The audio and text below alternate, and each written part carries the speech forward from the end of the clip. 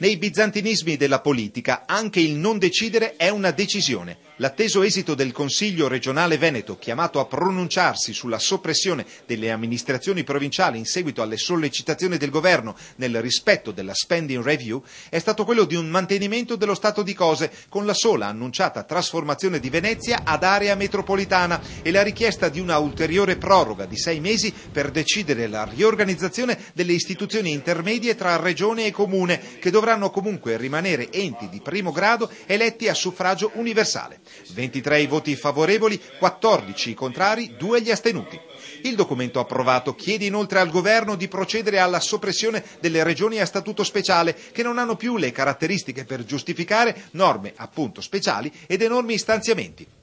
Il Partito Democratico aveva proposto l'accorpamento in 2 macroaree di 4 province, mantenendo la specificità montana di Belluno e l'identità territoriale del Polesine, proposta bocciata. Come se non bastasse, in conclusione dei lavori è giunto l'emendamento del PDLino Nereo Laroni, che ha invece proposto la soppressione di tutte le province con il mantenimento della sola Belluno per le ragioni precedentemente espresse e in vista della creazione di 2 aree metropolitane, creando qualche mal di pancia in seno alla maggioranza. L'esito del consesso non era poi così imprevedibile, a stonare semmai è la prospettiva di una trasformazione amministrativo-territoriale destinata, crediamo, a segnare il passo almeno nei primi tempi in questa regione, dove il senso del campanile resta una cifra territoriale inconfondibile e dove la prospettiva di creare aggregazioni sembra andare in controtendenza proprio rispetto a queste prerogative, ma la difficile congiuntura e la prospettiva comunitaria risultano elementi imprescindibili di fronte a cui siamo chiamati a compiere quel salto di qualità che dovrebbe partire proprio dalla politica, preoccupata a questo punto di ridisegnare la geografia amministrativa del Veneto, che dovrà fare di necessità review,